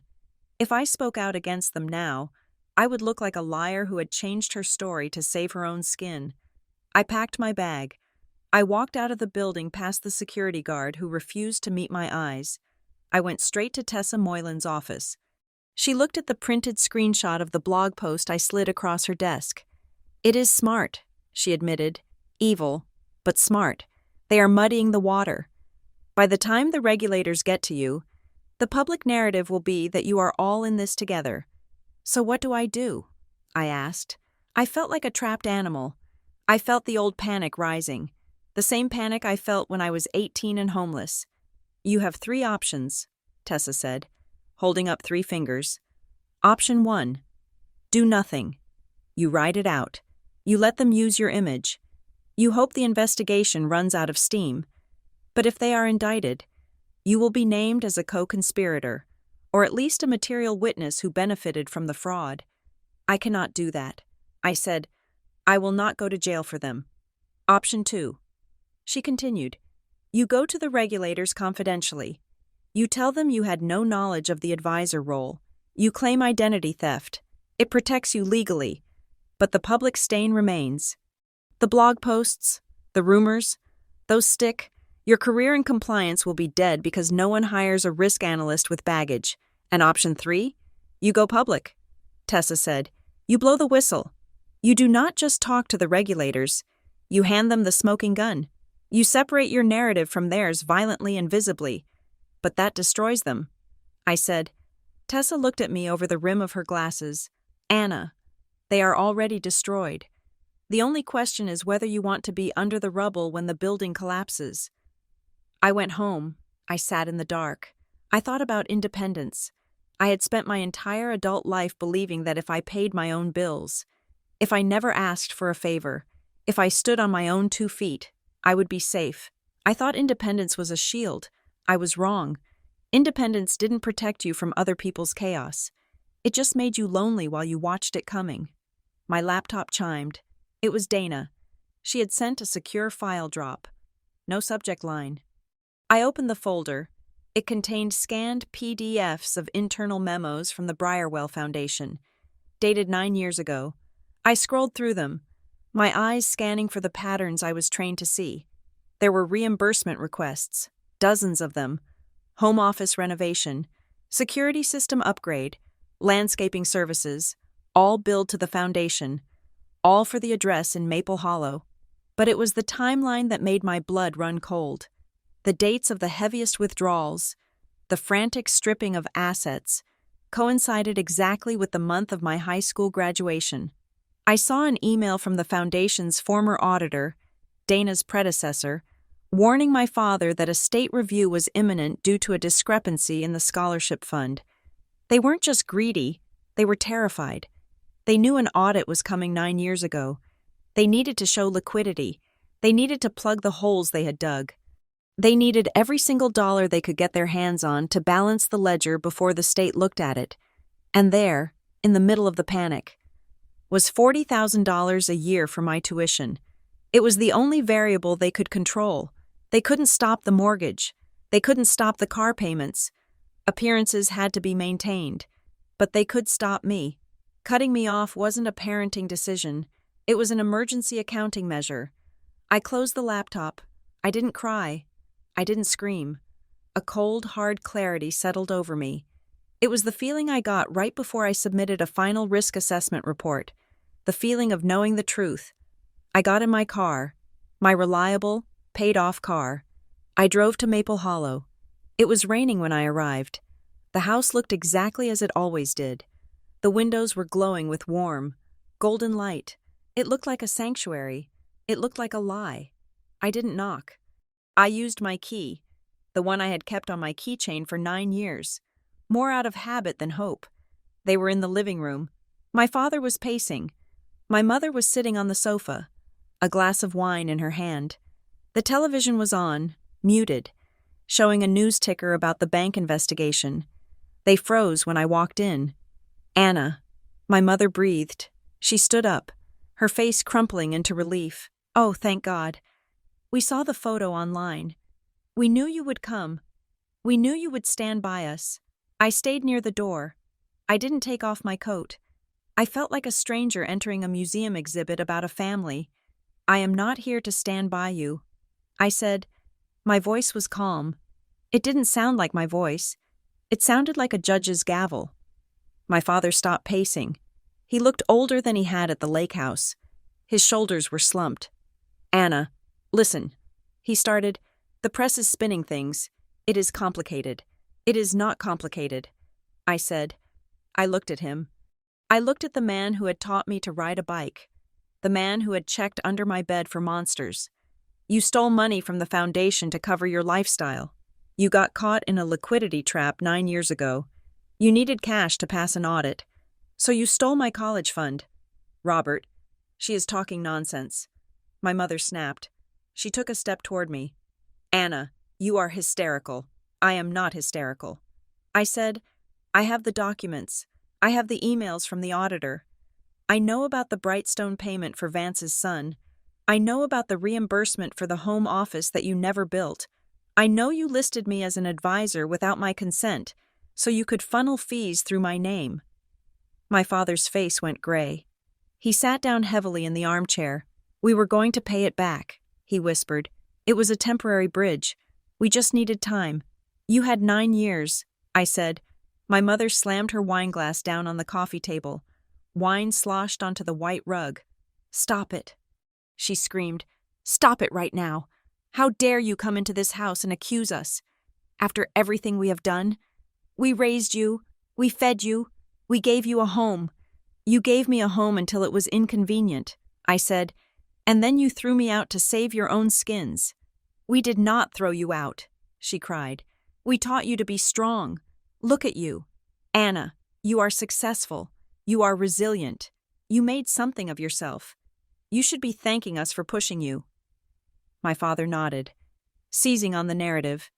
Yes, exactly. We knew you could handle it. Anna, we knew you were a survivor. If we had coddled you, you would have been weak. We made a hard choice, but it made you who you are. I looked at them.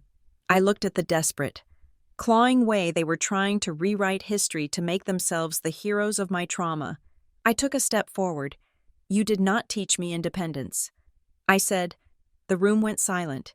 You taught me I was disposable. My mother went still. Her mouth snapped shut. The performance finally failed. The mask of the aggrieved, virtuous mother slipped, revealing something small and ugly underneath. I heard the front door open behind me. I turned. Caleb was standing there. He was wearing his work boots and a rain jacket. He was dripping wet. He looked from me to our parents. He had heard. He walked into the room slowly. He didn't look at me. He looked at our father. Is it true? He asked. His voice was cracked. Caleb, my mother started, her voice shrill. Do not listen to her. She is upset. Is it true? He asked again. Louder. Did you pay for my apartment with the foundation money? My father didn't answer. He couldn't meet Caleb's eyes. Caleb looked at me. His face wasn't angry. It was shattered. He looked like a child who had just found out that Santa Claus was a burglar. I thought, he stammered, I thought you guys just had savings. I thought you helped me because you wanted to. We did want to, my mother insisted. We wanted you to focus on your degree. But you didn't help Anna. Caleb said. He pointed at me. You let her work in a diner. You let her drive that car that broke down every week. You let her live in a basement. We had to. My father exploded. He stood up, his face red. We didn't have a choice. The liquidity was gone. We had to make a payment to the community pledge. The words hung in the air. The community pledge. I frowned. What pledge? My father put his head in his hands. The Briarwell Library. He mumbled into his palms. We had pledged $50,000 to the new library wing. Our names were going to be on the plaque in the lobby. If we defaulted on the pledge, the board would have asked questions. They would have looked at our personal finances. We couldn't default. We couldn't lose our standing. I felt a laugh bubbling up in my throat, dark and hysterical. You had $50,000, I said. You had it.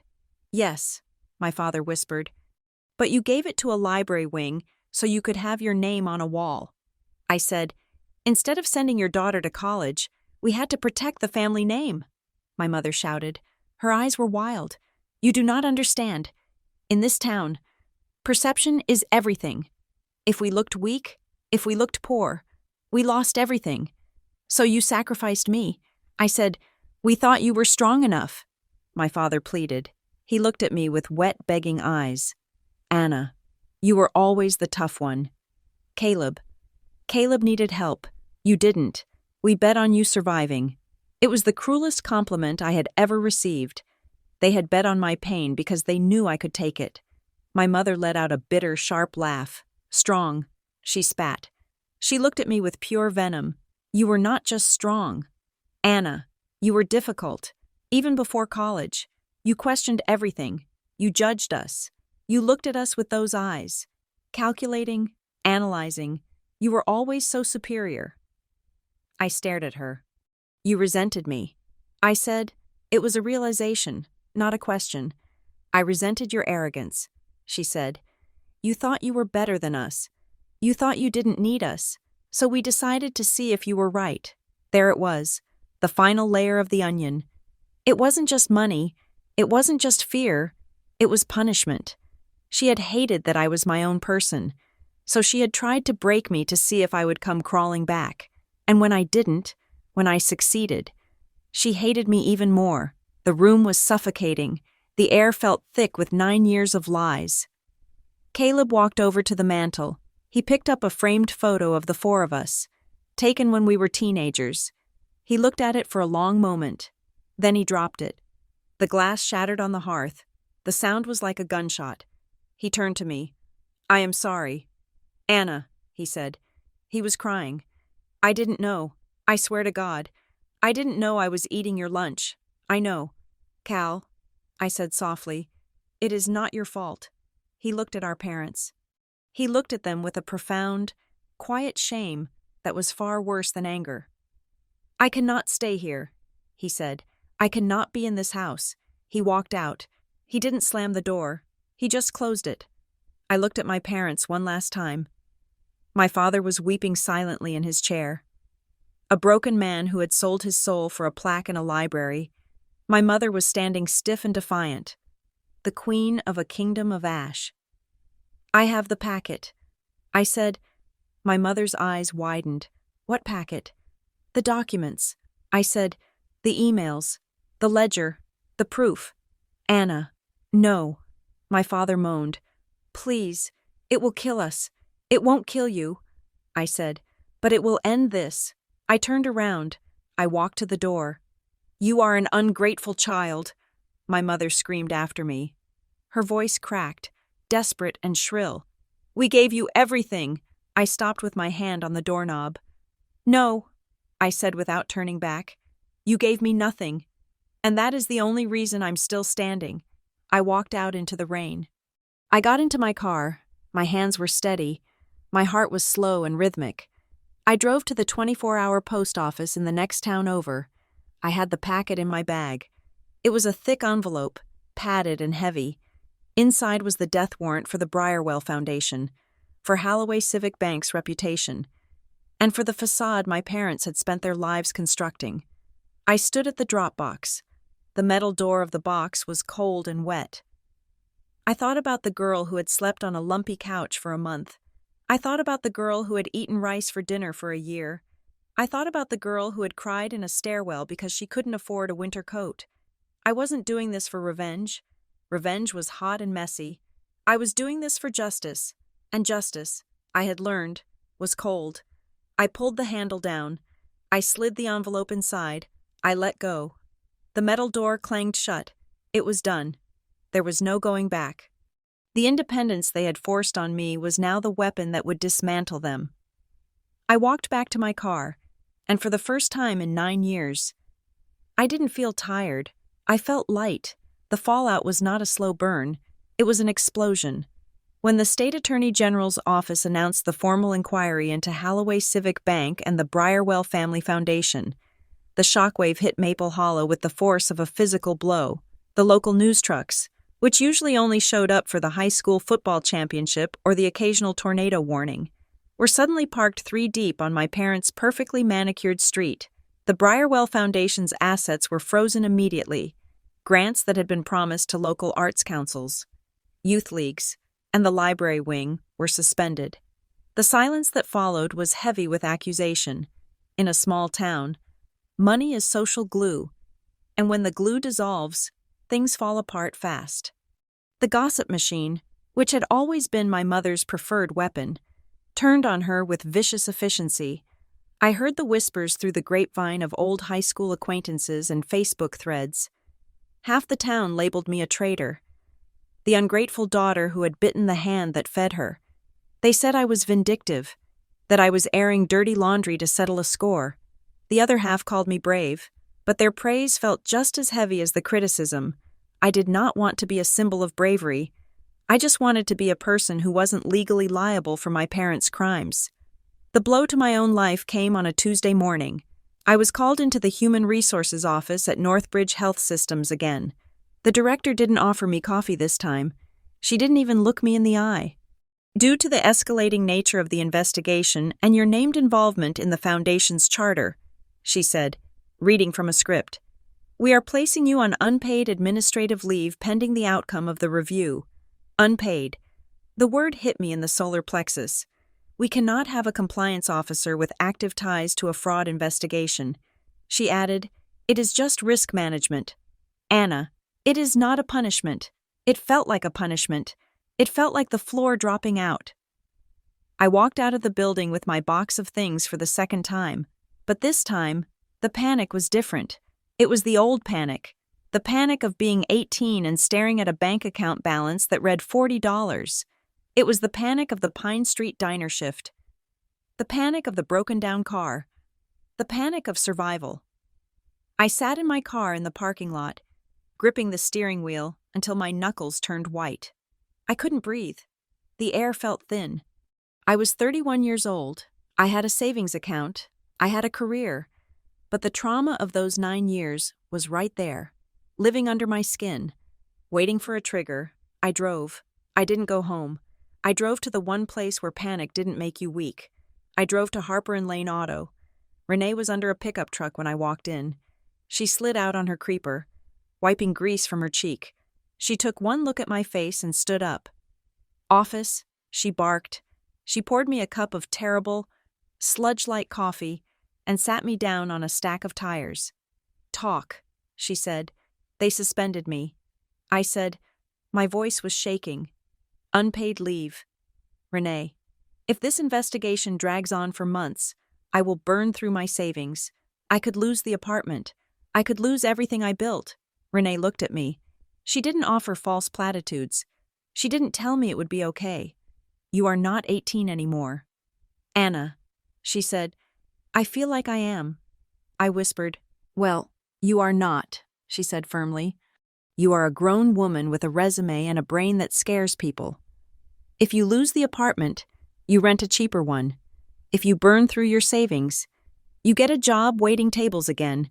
You survived it once when you were a terrified kid. You can survive it now when you are a warrior. She leaned in, her eyes hard and kind. Do not let them make you feel small, she said. That is their power. They make you feel like you are nothing without them. But you have been nothing without them for 9 years. And look at you. You are still standing. I took a deep breath. She was right. The panic was a ghost. I was real. I went home and made a spreadsheet. I calculated my burn rate. I could last 8 months without a paycheck if I cut everything to the bone. I canceled my streaming services. I switched to generic brands. I hunkered down. 2 days later, an email arrived from Caleb. He had moved out of his apartment and was staying with a friend. He wasn't speaking to our parents, but he had gone back to the house one last time to get his things. While he was there, he had done something I never would have expected from my rule-following brother. He had logged into our father's old laptop, the one that sat gathering dust in the den. Subject: I found this, Anna. I don't know if this helps or hurts, but you deserve to see it. I searched for your name in the archived Outlook files. This is from the summer before you left. Attached was a PDF of an email chain. I opened it. My hand hovered over the mouse. It was a conversation between my father and a financial consultant named Marcus, a man whose name I had seen on the witness list for the investigation. Robert. The email read, we are looking at the liquidity requirements for the Q3 audit. You are short. We need to free up cash flow immediately to cover the bridge loan for the foundation. If we don't show liquid assets, the regulators are going to dig deeper. My father's reply was dated 2 days later. I have reviewed the household budget. We can defer the roof repairs. We can lease the cars instead of buying. But the biggest chunk is Anna's tuition. It is $40,000 a year plus expenses. If we cut that, and the associated housing costs, we free up nearly $50,000 immediately. Marcus replied, that works. But how do you explain that to the board? Or the girl? And then, my father's final response, the smoking gun. We don't explain it to the board. It is personal capital. As for Anna, Ellen has a plan. We frame it as a character-building exercise, independence. If we sell it right, we look like principled parents, not distressed borrowers. It is the easiest line item to erase. The easiest line item to erase. I stared at the screen. I wasn't a daughter. I wasn't a child to be nurtured. I was a line item. I was an expense that could be deleted to save the bottom line. I printed the email. I added it to the file for the investigator, but before I sent it, I needed to see him. I drove to Maple Hollow one last time. Not to the house. I couldn't stomach the house. But to the park where my father used to take me to fly kites. I texted him to meet me there. He came alone. He looked shrunken. His expensive coat hung loosely on his frame. He looked like a man who had been hollowed out by his own choices. "You found the emails," he said. It wasn't a question. I did. I said. He sat on a bench, looking out at the gray, frozen pond. "I loved you, Anna," he said. His voice was thin. "I know you do not believe that, but I did. I do." I looked at him. I believed him, in a way. "You loved me when it was easy," I said. "You loved me when I was a trophy to show off at parties. You loved me when my grades made you look like a good father. But the moment loving me cost you something, the moment it cost you your status, you stopped." He flinched. We were scared. He whispered, "You do not know what it is like, Anna, to stand on the edge of losing everything, the reputation, the respect. We worked so hard for it." "I do know what it is like," I said. "I stood on the edge of losing everything when I was 18. I stood there because you pushed me, and I didn't steal from anyone to save myself." He looked down at his hands. "I am sorry," he said. "I know," I said. "But sorry is just a word. Dad, it doesn't pay back the 9 years, and it doesn't keep you out of prison." I walked away. I didn't feel triumph. I didn't feel anger. I just felt a terrible, heavy pity. He was a man who had built a castle out of sand, and he was surprised that the tide had come in. The investigation moved fast after that. With the documents I provided, the state attorney general had a roadmap. It turned out that my parents were not the apex predators of this scheme. They were mid-level scavengers. The investigation revealed a network of friendly favors that spanned half the state. The Briarwell Foundation had been used to launder money for developers, to pay off debts for bank executives, and to buy influence with local politicians. My parents had used the foundation to pay for Caleb's apartment, yes, but they had also used it to pay for vacations disguised as site visits. They had used it to pay for cars. They had used it to pay for the tuition of the children of powerful men they needed to impress. They were facing charges of embezzlement, fraud, and tax evasion, but because they were small fish, the prosecutor offered them a deal. If they testified against the bigger players, the Briarwell family, the bank CEO, they would get reduced sentences. They were going to be witnesses, but that didn't save them from the court of public opinion, or from the desperation of their own egos. A week before the grand jury hearing, my mother asked to see me. I agreed to meet her at a neutral location, a diner halfway between the city and Maple Hollow. Not my diner. I would never taint my diner with this. She arrived wearing large sunglasses and a scarf, as if she were a celebrity dodging the paparazzi. She looked brittle. Her hands shook as she ordered tea. "Anna," she said, leaning across the table, "we need to talk about the hearing. I am testifying." I said, "I have been subpoenaed." "I know," she said, "but we can help you." "Help me?" "We have some liquidity left," she said, "in a trust that the regulators haven't touched. It is substantial." She slid a piece of paper across the table. It was a check. The amount was $200,000.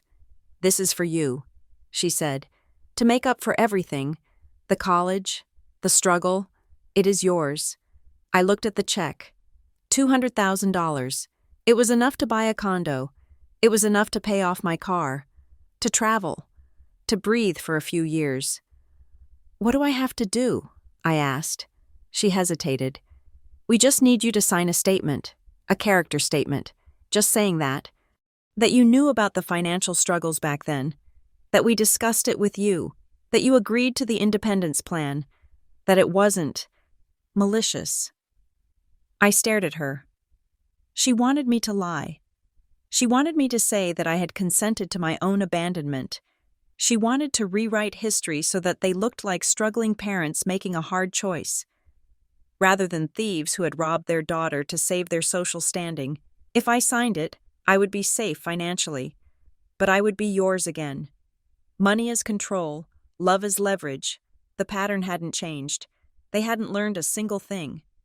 I picked up the check. I looked at the zeros. I thought about the girl who had walked 10 miles in the snow because she couldn't afford gas. I thought about the girl who had sat in the library basement, reading risk analysis textbooks until her eyes burned. That girl didn't need this money. That girl had already paid her dues. I tore the check in half.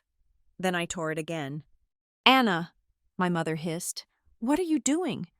I dropped the pieces on the table. "Keep it," I said. "I already paid." I stood up. "You cannot buy me."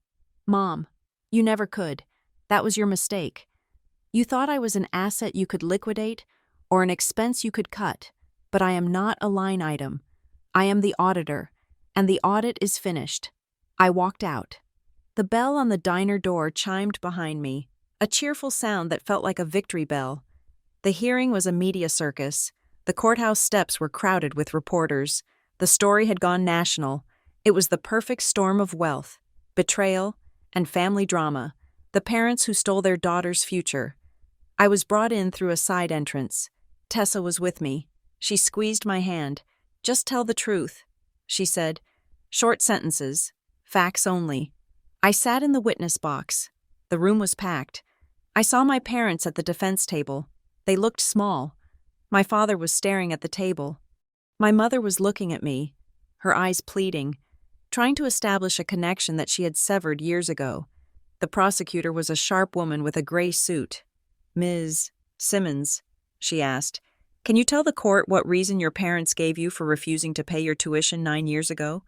"They told me they wanted me to learn independence." I said, my voice was steady. "They said it was a lesson in self-reliance." "And did you believe them?" "Yes." "And what was the reality of your financial situation during those 4 years?" "I worked 2 jobs." I said, "I lived in substandard housing. I took out high-interest loans. There were times I didn't have enough food." The courtroom was silent. "And when did you discover that the funds for your education had been used for other purposes?" 9 years later. I said, "When I found the ledger in my father's desk, the defense attorney tried to rattle me. He tried to paint me as bitter. He asked if I was angry that my brother had received help. I am not angry at my brother." I said, "I am angry that my survival was treated as a game." Then came the procedural shift. The judge, a stern man with thick glasses, leaned forward. "Ms. Simmons," he said, "the defense has submitted a motion claiming that you were a willing participant in the family's financial decisions, citing your role as an advisor to the foundation. What is your response to that?" I looked at my parents. My mother was nodding slightly, urging me to play along, to take the lifeline she had tried to buy me. I looked at the judge. I never attended a foundation meeting. I said clearly, I never signed an advisor agreement. I never authorized the use of my name. If I was listed as an advisor, it was done without my knowledge or consent. I was not a participant. Your Honor, I was a prop. A murmur went through the room. My mother closed her eyes. My father put his head in his hands. I had refused to protect the lie. When the hearing ended, the chaos outside was deafening. I walked out the front doors this time. I was done hiding. My parents were ahead of me. They were surrounded by their legal team, but when they saw me, they stopped. The cameras were clicking furiously. Flashes popped like lightning. My mother turned. She saw the cameras. She saw the narrative slipping away. And in one final, desperate attempt to control the image, she stepped toward me. She opened her arms. She put on a face of tragic, forgiving love. She was going to hug me. She was going to create a photo op of reconciliation, family unity in the face of adversity. If she hugged me, the caption would be, "Forgiveness." If she hugged me, the story would be that we were healing. I watched her coming. I stopped. I didn't yell. I didn't make a scene. I simply took one step back, then another. I put my hands in my pockets. I looked at her with a flat, calm expression. I refused to be part of the frame. My mother froze. Her arms were empty, reaching out to nothing. The cameras caught it all. The rejection, the distance, the undeniable truth that there was no unity here. She looked at me, and for the first time, she didn't see a daughter she could manipulate. She saw a woman she couldn't reach. I turned away from them. I saw Caleb standing at the bottom of the stairs. He wasn't with them. He was waiting for me. I walked down the steps, past the shouting reporters, past the parents who had tried to turn me into a lesson. I walked toward my brother. I realized then that they could tell whatever story they wanted. They could lie to the press. They could spin the facts, but they couldn't make me a character in their fiction anymore. I was the author now. I reached Caleb. He put his arm around my shoulders. "Let's go get coffee," he said. "Real coffee?" I asked. "The expensive stuff," he said. "I'm buying." I smiled. It was the first real smile I had felt in months. "I am independent," I said. "I can buy my own," and we walked away, leaving the storm behind us, stepping into a quiet, boring, beautiful afternoon. Thank you so much for listening to Anna's story. It was a journey of grit, betrayal, and the hard-won freedom that comes from standing in your own truth. I hope it resonated with you.